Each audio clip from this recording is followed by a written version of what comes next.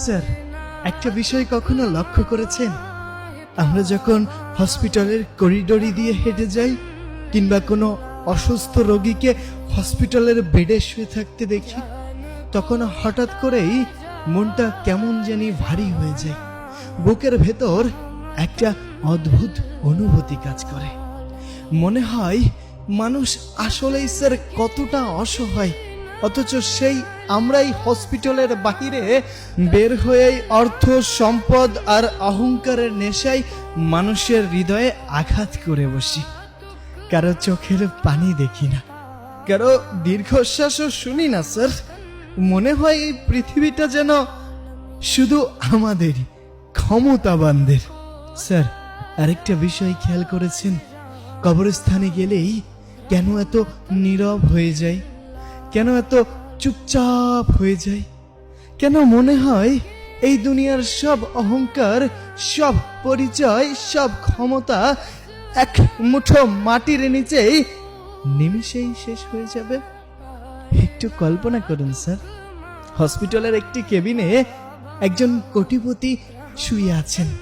ব্যাংকে হাজার কোটি টাকা, অসংখ্য জমি, বিলাসবহুল গাড়ি, বড় বড় ব্যবসা সবই আছে, কিন্তু আজ তিনি নিজেই এক গ্লাস পানির জন্য ছটফট করছে। এক ঢোক পানির জন্য যখন চোখ দুটো বড় বড় করে তাকায়, তখন বোঝা যায় স্যার, টাকা জীবনের সব সুখ দিতে পারে না। শুকিয়ে যাওয়া ঠোঁট নিয়ে তিনি শুধু বলছেন, একটু পানি, আমাকে এক ফোঁট পানি দাও। সেই মুহূর্তে তার কোটি টাকার কোনো মূল্য নেই স্যার, ক্ষমতার কোনো দাম নেই, পরিচয়ের কোনো দাম নেই। পাশে শুধু শুয়ে আছে তারই মতো কত শত অসুস্থ মানুষ। তার পাশে কত আত্মীয় স্বজন চোখের পানি ফেলছে স্যার, কিন্তু কেউ তার জন্য কিছুই করতে পারছে না। স্যার, মানুষ তখন বুঝতে পারে জীবন আসলে কি। জীবনের সবচেয়ে বড় সম্পদ টাকা নয়, সুস্থতা স্যার।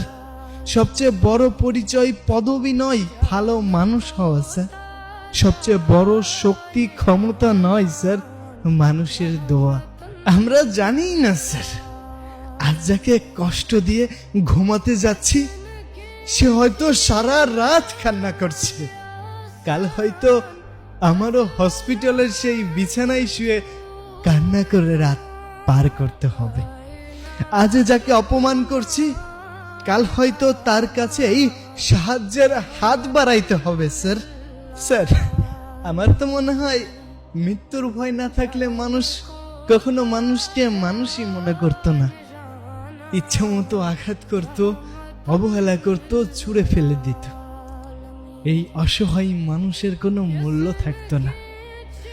উঁচু নিচু, ধনী গরিব সবাইকে যে স্যার কবরের নিচেই যেতে হবে, তাই তো হয় মানুষ একটু বিবেক দিয়ে ভাবে, একটু বিবেক দিয়ে ভাবে স্যার।